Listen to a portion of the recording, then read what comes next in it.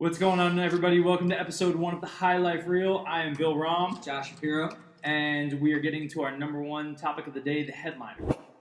The headliner of this week is the Celtics win streak has gotten to 16 straight. What do you think? Are they this good, or is this a function of the East being bad? I think they're this good. I think it's one of those things, again, where you see where you play for a cause and for a reason. Like we just saw with the Houston Astros. They played for a whole city, and they put it on their back. They're playing for Gordon Hayward, and, they're going to – honestly, I wouldn't be surprised if they take it all this year. I'm just going to throw that out right away. Oh, man, that's big. That's right away. I'm throwing it out. I think that the Gordon Hayward injury that night killed them, right? It was a close game, and then the Cavs didn't want to lose. Celtics wanted to win, but they were emotionally shot from watching this guy who was going to be this huge piece of what they were doing. Right. Just get tanked in the first game with horrible injury. I remember I was messaging you all over the place, hey, dude, did you see this? Did you see this? It was a Paul George injury all over again. Oh. And do you remember the guy? Who was the guy in college? Do you remember? Maurice Claret? No, the guy in basketball for Kentucky, or he landed in the NCAA tournament. Forget. Same thing though. You have this leg go backwards. Gordon Hayward's gone. Celtics have lost this key player, and they lose that game.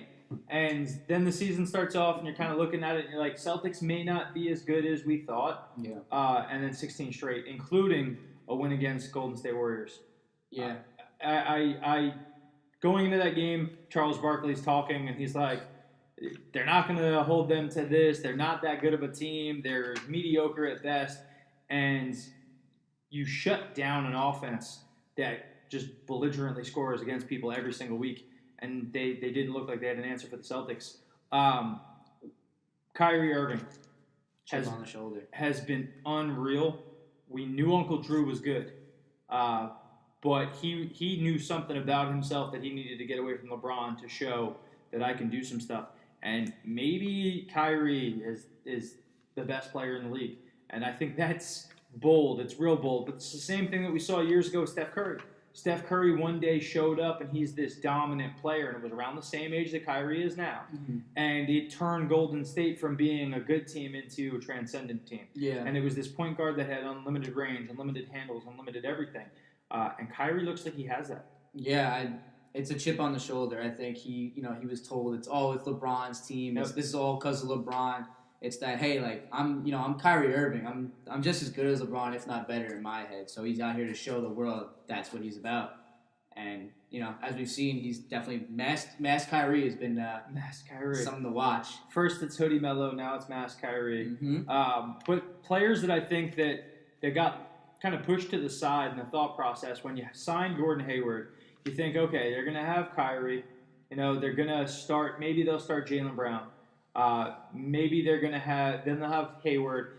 You don't expect other players to be these huge contributors. And Jaylen Brown has been absolutely fantastic. He's getting about 17 points, 7 rebounds a game out of the shooting guard spot for them.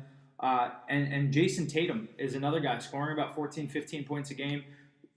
Top 5 draft pick, could have been maybe the most complete player coming out in the draft.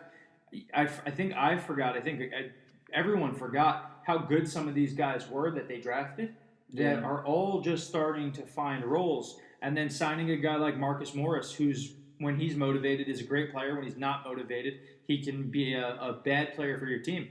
They just look really good. They're deep. And I can only imagine when Gordon Hayward comes back next season. Yeah. What's this team going to be? Are they going to be able to topple the Golden State Warriors? So I'll kick it to you on this. I know that you said Celtics are going to win the championship this year. That's your early prediction. Do you really think that they're going to run the East, make it all the way through, and conquer Golden State in the finals? I think when Curry said after the game when they played the Celtics that we're going to see them again, that's a little bit of a, oh snap, they're legit, and I personally am tired of seeing Golden State win. I want to see someone else be crowned. So I think, again, I think it's one of those things you're playing for a cause, you're playing for a reason. Even Jaylen Brown we saw on Thursday night when his best friend was killed. he said I came out and I played for his spirit, and the dude, scored 22 points, team high for that night. Like, he's gonna be playing for his best friend all season long. Yeah. You're gonna have the whole Celtics team playing for Gordon Hayward all season long. We saw it again back when Boston Strong came out in the Red Sox. Yep. It's a cause. Gordon Hayward's a cause. It may have been a blessing in disguise. Yeah. So I don't see them getting stopped, especially in the East, and going forward. I think that the Celtics look really good. It's a weakened year, and I could see anything happening going forward throughout the course of the season. Yeah, 100%. So moving on now, we have Between the Lines. Number one story of the week for me, Eagles, 9-1. You go into a game, big divisional game against the Cowboys. Dak Prescott, who's better, Dak or Wentz?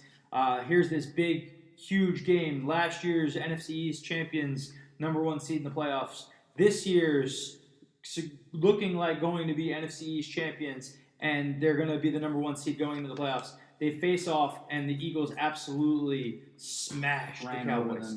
Smashed them. Like, I know the Cowboys aren't as good as they had been in the past, but to see them absolutely get whooped. I mean, I think Dak Prescott in my fantasy football league had negative points as a quarterback position. Unreal. And I think it started, everybody was giving all the credit to Wentz, but this team is good. Yeah, it's time to stop doubting.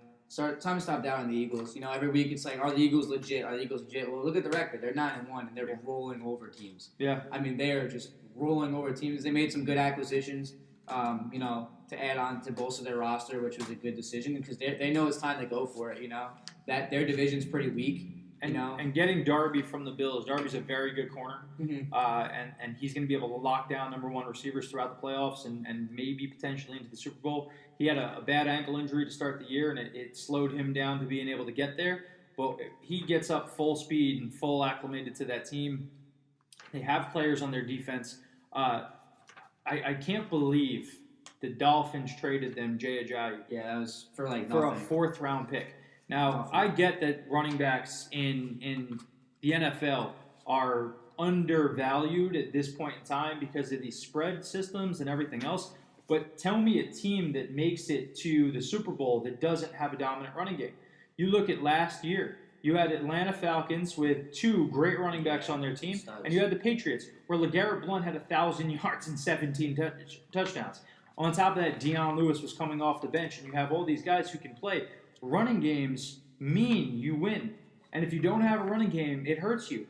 And LeGarrette Blount, now in Philly, Philly's a good team. It's the LeGarrette Blount benefit. Any team he's on seems to do well. And then you get a Jay Ajayi. I think he had 9 carries the other day for 70-something yards. And barely any touches, and he uncorks it. The team doesn't have holes. No. I can't look at the offense and say, oh, man, the Eagles passed, the wide receivers are weak. Alshon Jeffrey's not even blowing up, and the guy's been a number one receiver his entire career. He's got massive hands. He's got a touchdown in 3 straight games. The team is solid there at receiver. Ertz is having his best season of his career. Their offensive line is solid. They have a great running back tandem. Wentz is a franchise-level quarterback. Yeah. And you're playing in a division that right now the Giants stink. The Cowboys seem mediocre right now. The Redskins seem mediocre right now. They lost a big game. So the Eagles have really been dominating. I think that this is going to be a team that sticks around. And I think the Cowboys will reset. Losing Zeke is going to hurt them in terms of their record. That was a distraction the whole year. It was, but he played amazing. No, I understand. They were winning that. games because he was in. Now he's gone. They're not going to win as many games because you can't ride on this guy who's got this super talent. I think that we always expected the Cowboys to have some type of regression. How much regression they've seen, I think some of it has to do with the league catching up to them. Some of it has to do with last year there was a lot of, they had a purpose, they had camaraderie, they had some things, and it's just fallen. And then the Eagles just, they slowly, steadily built a great team over a couple of years. And they made some aggressive trades this offseason that seemed to be panning out. Number 2 story of the week, Antonio Brown. Talking about wide receivers. 10 catches, 144 yards, 3 touchdowns. This is the Antonio Brown that I expected on my fantasy team. And he had some games this year where he did absolutely nothing. and it was out of character for him. And this is the type of game that this guy can Had a do. crazy catch against the helmet. I mean, he's an unreal. He's a talent like no other. Antonio Brown, another guy that was drafted low and has that chip on his shoulder. That's like, hey, I'm here to prove who I am. And I mean, the dude is the superstar of the league. I think he's this era's Jerry Rice. Yeah. He's a guy who he's not the fastest, he's not the strongest, he's not the biggest, but the guy just every week goes out and he gets separation, he makes catches, he makes hard catches, he runs crisp routes, he does things that you don't expect him to be able to do, and he does them. And he's not that physically imposing guy. You know, you look at Odell when he's healthy, and he's this flashy, flamboyant, high acrobatic type athlete.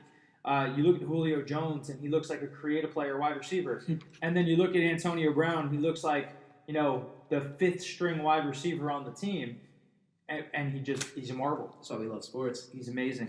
for stories like that. He's got a great personality too. I love his flair. He's like cocky, but he's not like I think he's a little toned down than like Odell Beckham in a different way. I think I love Antonio Brown. Nothing against him. Antonio's the dude. Last story of the week, we're talking about NBA Western Conference. Is it as dominant as everybody expected it to be? So our first story of the day was talking about the Celtics and their run. In that run, they beat Golden State, who's supposed to be the top of the heap out west. You have the Rockets are ahead of them. You have a team like Oklahoma City that everybody expected to be great. I expected to be great. Yeah. And they've got a losing record. I think they're 7-9.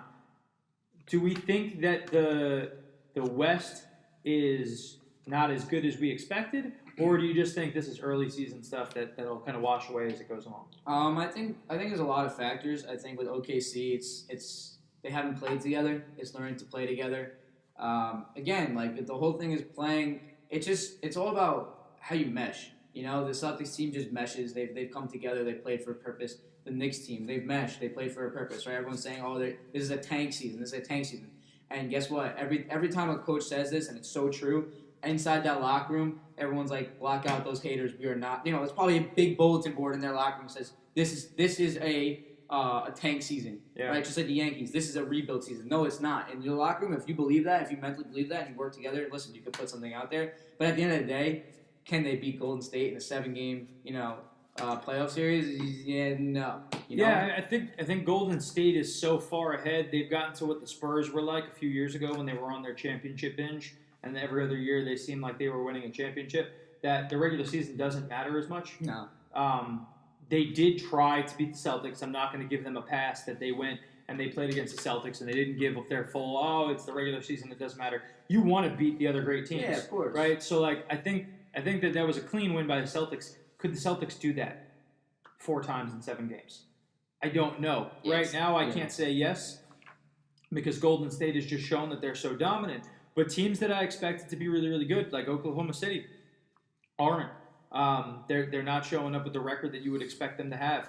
And then on the flip side, you have the East that's winning games against Western Conference teams that people expected to be better. You know, the Clippers, losing Chris Paul, but bringing in Patrick Beverley, allowing Blake Griffin to now be a focal point. You still have DeAndre Jordan. You're supposed to have some pieces that still put together. You've now lost just 10 games straight. Yeah. You get absolutely handled by the New York Knicks, who are a surprise team in the East. You have Oklahoma City with a losing record. Sixers are playing well.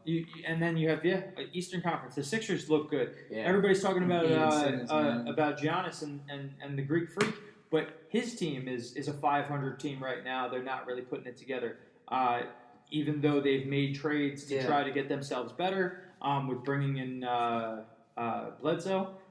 But I mean, at the end of the day, like everyone's prediction, and you can't predict the season on paper. So you don't know what's going to happen, right? We wouldn't have said day one that Gordon Hayward's going to be out in the first 5 minutes of the season, and the Celtics would win 16 straight, and the East looks somewhat comparable to the West, and you would have been like, oh, you're crazy again. So it's just sports playing out of sports, and you got to just play as the season goes, and some teams will have their ups, some teams will have their downs. OKC may come together in the second half after the All-Star break and be the dominant team that we're talking about in the second half, And I think this goes back to a conversation that we had at a different day on the NBA being this great league. And the reason why I think the NBA is is the most fun league to be a fan of right now is that you have young stars who have just shown up. Mhm. Giannis is 22. Kristaps Porzingis is 22 years old.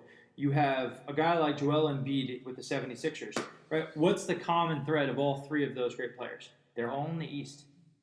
They're all in the East. You go to the Celtics. You have Kyrie. You have Jaylen Brown. You go to Toronto. You have DeMar DeRozan. You go to Washington, and you have John Wall. Like all of these young great players are over in the East. That they might not be the household names. Like hey, look who's over in the West. You have Paul George. Paul George has been in the league for a decade, right? Yeah. You look at Carmelo Anthony. Carmelo Anthony's like 34 years old. He's been in the league for almost 15 years. Yeah. You have older Chris Paul, older star. Harden, not an old guy, but an older star. I mean, even a guy like Steph Curry is closing in on 30, and you have young, early 20s stars in the Eastern Conference. And I think that you just didn't expect it, but you're watching it kind of shift in real time. And I think that's the fun part. Yeah. Is seeing all that happen. And the Celtics have some young stars that are helping them win. Our next segment is Moments of Greatness. Moments of Greatness is our fan-submitted videos that we get to show you guys being great out playing sports. Whether it's you powerlifting, playing ultimate frisbee, anything that you do that's a cool video, we'd love to see you guys submit sports, football, anything that's just any cool crazy thing athletic. you do. You can submit all of those to Moments OG, Moments of Greatness on Instagram, and we'll go through them and we'll display the top ones each week. Josh here is going to pull up a couple. We're going to go over what we see in those. So watching football play, one-handed touchdown.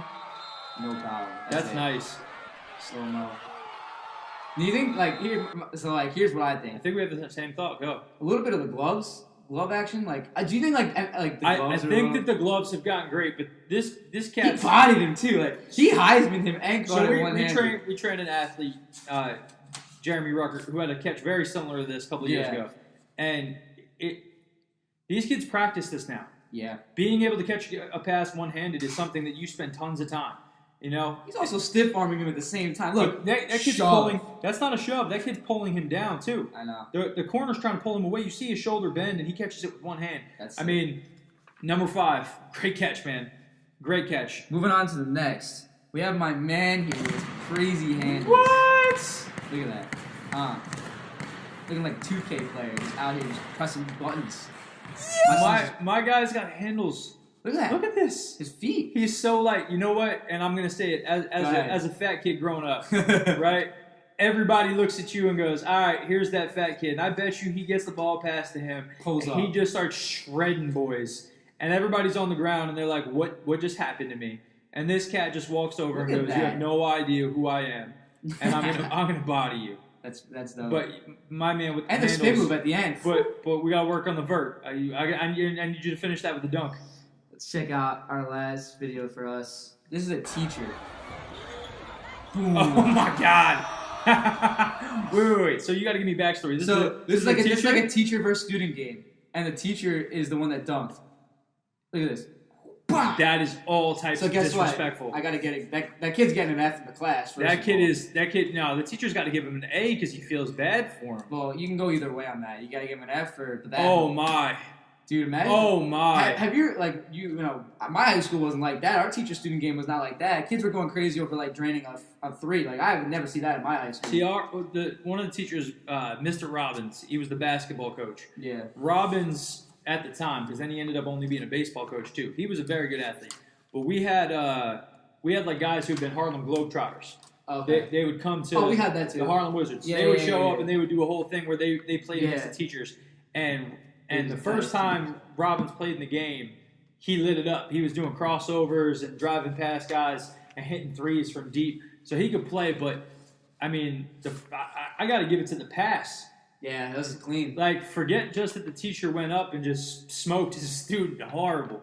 But the pass off the backboard was money. And I wonder how many weeks they practiced that heading in, we're going to do this to our kids. And we're going to show them what's up.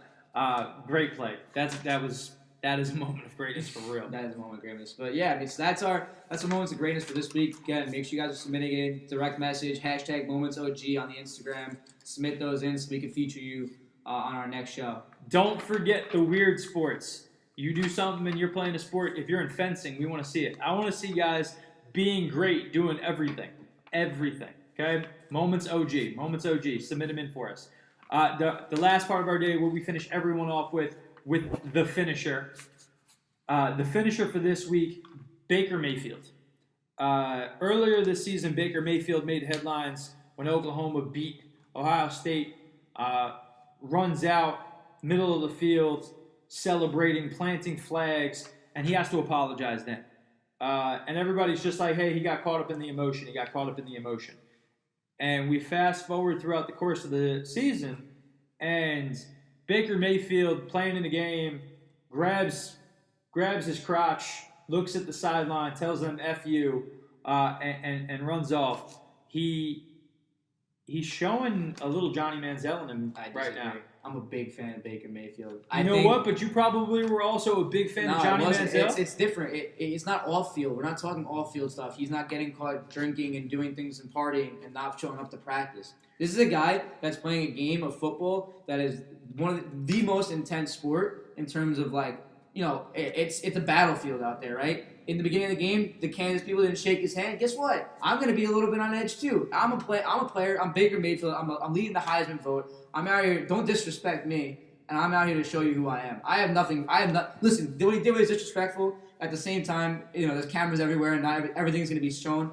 I don't think Baker Mayfield is anyway. So if we go back in time, and I'm gonna go there with this whole topic right now. If we took Baker Mayfield and instead of being Baker Mayfield, we put Lamar Jackson, right? Yeah. If Lamar Jackson acted this way, yeah, thug, this, that. It's the stigma of being a black quarterback versus a white quarterback. Baker Mayfield is getting away with acting like a punk for the second time, and we're going to wash it off as, oh, he's being competitive, he's being this.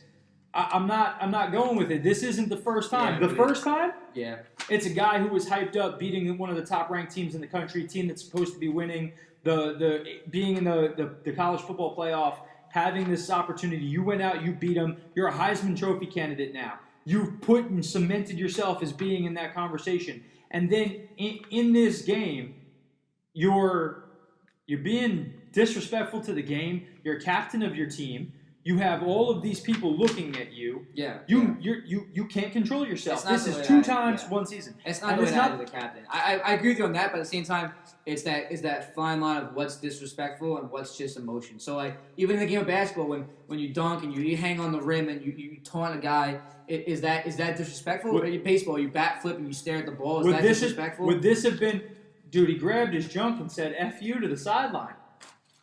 When Randy Moss was playing in the NFL, he went over and faked that he was mooning the crowd. Yeah. Right? Fines, penalties, everything else. Yeah. Right? You're going to the no fun league, NFL. Right? You do something like this. Guys flipped off people on the sidelines. Guys get heavy suspensions. They get problems. They do stuff. This is not something that would fly, but it's your second time. And if you were looking at it as a college kid, we talked on our pilot episode, we talked about the guy stealing some stuff over in China, right? And the UCLA player stealing stuff in China.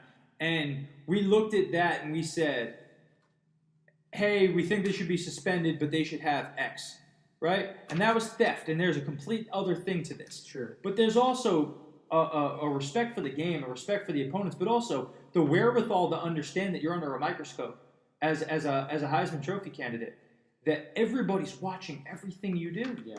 And guys, if you don't know, every time we do the finisher, one of the things that we want is we want you guys to reach out in the comments section and see if you think that the punishment or the reaction was fair, right? So the reaction to him is Coach Riley has removed Baker Mayfield as captain of the team, and he won't be able to start his last game. And he is not starting, not a captain, for senior day. I mean, what do you think? Do you think that this? I think I know where you're going to go with this, but I want to hear. What do you think about the punishment? It's the publicly correct thing to do. That's what the coach is going to do. Obviously, the coach, as performance-wise, doesn't want this to happen. The coach was very emotional when this whole thing happened. Baker Mayfield was very emotional when this whole thing happened. To me, like, I think removing him as captain is ridiculous. I think not starting him is fair. That, for me, is fair. See, and I think the opposite. If you told me you weren't going to start Baker Mayfield for a quarter, right, and you said that, okay, he didn't start. He still gets to play. He's still captain of the team, everything else. Captain is something that you earn by your actions, right?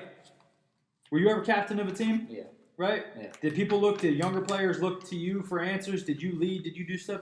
I was captain of a team. Yeah. When I yelled and said something because I needed to be harsh, people listened because you earned respect by your ability to play and your ability to lead people, and that was the expectation. But I think public view and teammate view is two different things. His teammates may have been like, "Yo, I'm right behind you on his back." You know what? His teammates might love it. Or they also think it's a distraction. They might think it's great. His teammates might be behind him. A coach has to own it. We have athletes out here in the world who are being too entitled with the fact that they're athletes, and they've gotten into this. I have Instagram. I have all these outlets where I get to be myself and build a brand and build all these things. That you're in college and you think that you're bigger than being a student athlete. And Baker Mayfield getting his captaincy removed, I think absolutely. The suspension for the last game, let the kid play. He's a Heisman Trophy candidate. I'm always of the mind, suspend somebody. Do you get rid of his? Do you take him out of contention for his Heisman for the way he's acted this season? I think that it's already something that's going to be weighed in his. I know it is, but like, I don't think that you can take him. I don't think you can take him out of the candidacy by being like, you cannot absolutely be even in the running for it. You can't come to New York and be a potential candidate. But I don't. So you don't give the Heisman to Baker Mayfield? It's not that I wouldn't, but I think it's going to hurt his candidacy. Yeah. Because I think you're going to look at other people who are out there who have had good seasons, who have done good things, and you're going to have to weigh this as part of it. Because the Heisman is more than just you were great on the field. It's who you are as a person. What do you do? Right? Deshaun Watson, beginning of this football season, is giving one of his game checks to some people who were impacted by the floods and the issues in Houston. Right? That's a quarterback who's not even the captain of his team, being a captain and a leader and displaying what it's like, and then his team is behind him and they play better because he is that guy. J.J. Watt, but you don't hear anything bad about the guy, and all he's doing is donating. And he's doing these great things and he's doing all this good stuff.